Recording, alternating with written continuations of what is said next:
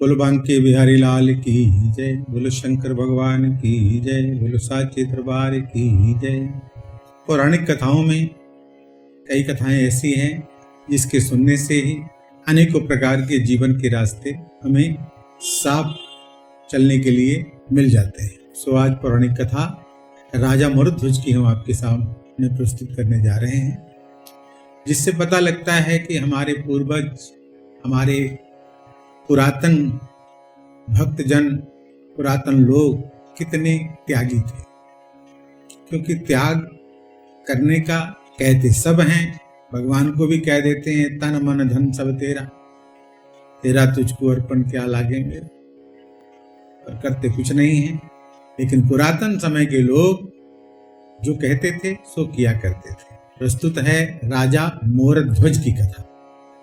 इस कथा की चर्चा भगवान सत्यनारायण की कथा में भी की गई है कि जो साधुराम बनिया थे, अगले जन्म में राजा मोरध्वज का जन्म उनको मिला था।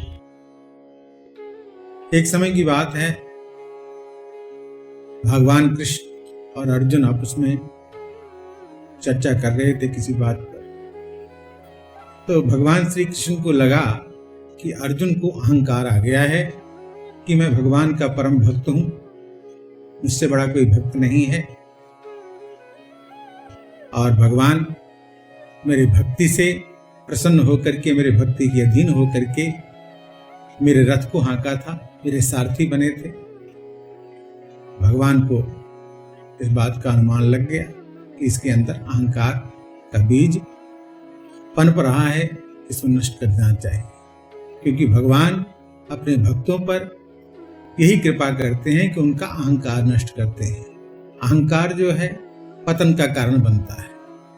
अहंकार सबसे बड़ा शत्रु है हमारा। इसी अहंकार से ही सभी विकार उत्पन्न होते हैं। इसलिए अहंकार नहीं करना चाहिए। तो भगवान ने मन में विचार किया, इसका अहंकार किसी उदाहरण से ही नष्ट होगा।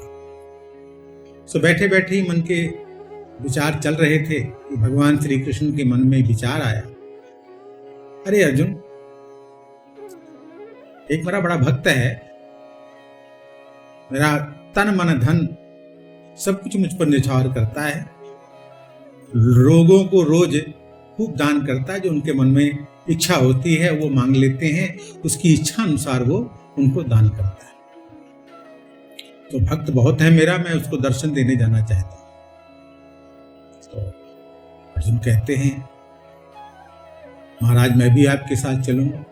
क्योंकि उनके मन में ये विचार आ गया अर्जुन के कि मैं तो अपने आप को समझ रहा था भगवान किसी को गलती से मानने लग गए हैं कि मेरा भक्त है। मैं भी तो देखूं वो कौन सा भक्त है जो मुझसे बढ़कर हो गया। भगवान चाहते थे कि अर्जुन मेरे साथ चले, क्योंकि उसका अहंकार दूर करना। अर्जुन और भगवान कृष्ण उन्होंने एक सन्यासी का वेश बना लिया। दोनों सन्यासी के वेश में साथ में एक माया का शेर बना लिया और राजा मरुध्वज के द्वार पे जाके अलख जगाई। जब अंदर से द्वारपाल आया, पूछा महाराज क्या चाहिए? कहते हैं हमने राजा से मिलना है, उन्हीं से बात करेंगे, उन्हीं से कुछ मांग करेंगे। द्वारपाल गया, राजा को बताया। राजा बहुत प्रसन्न हुआ, खुद दौड़ता हुआ आया, दोनों महात्माओं को, उनके साथ आए शेर को अपने साथ अंदर भीतर ले गया। वहां जाकर के पति पत्नी दोनों ने दोनों के चरण धोए, अपने मस्तक पे लगाया और महाराज की खूब प्रशंसा करने लगे। महाराज हम धन्य हैं, आज आपके दर्शन हुए, बताइए क्या सेवा करूं आपकी? भगवान कृष्ण कहते हैं, ऐसा है राजन, हम सब भोजन की इच्छा से आए हैं, सो भोजन की व्यवस्था कीजिए, लेकिन पहले भोजन हमारा शेर करेगा, उसके बाद हम भोजन करेंगे। राजा ने कहा ठीक है महाराज, क्या भोजन शेर के लिए लाया जाए? कहते हमारा शेर ऐसा वैसा भोजन नहीं करता, मांस का भोजन करता है और मनुष्य का मांस खाता है।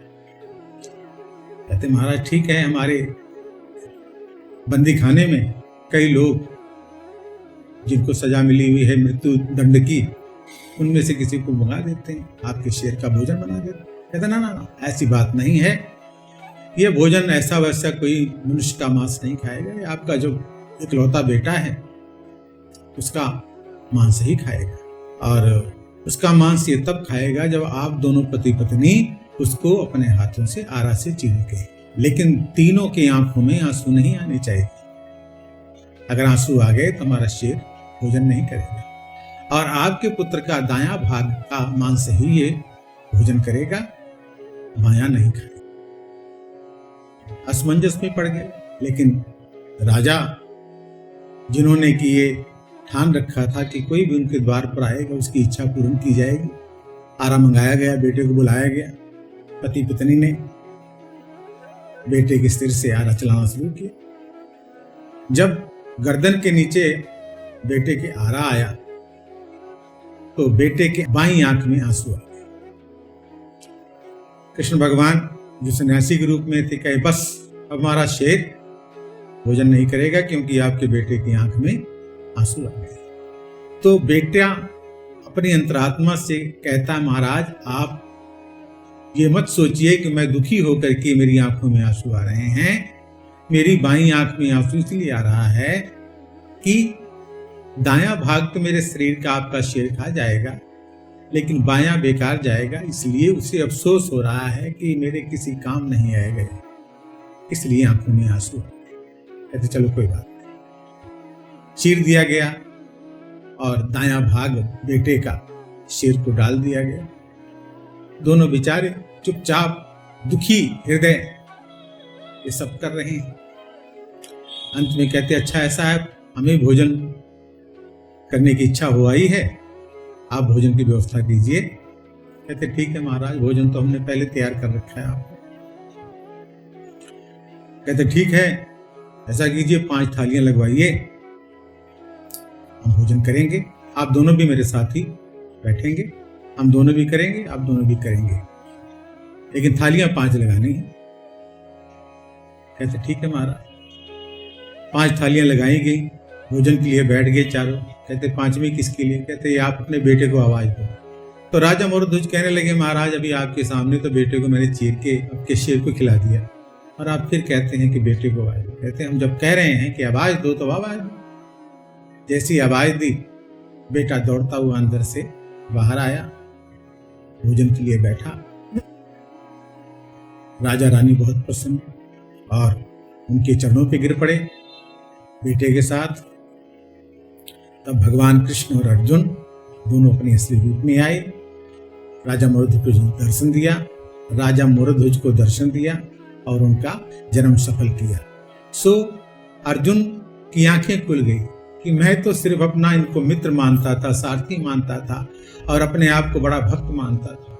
देखो कैसे कैसे भक्त हैं कि सबसे ज्यादा प्रिय वस्तु जो पुत्र होता है वो भी इकलौता, उसको भी आधे से चीर कर बलिदान दे दिया। ऐसा बड़ा भक्त और कौन हो सकता है। सो कहने का भाव यह है कि भगवान के प्रति अगर हम कहते हैं कि तन मन धन सब तेरा, सब कुछ तेरा, क्या लागे मेरा, तो ऐसा सिद्ध भी करके दिखाना चाहिए और अर्पित भी करना चाहिए।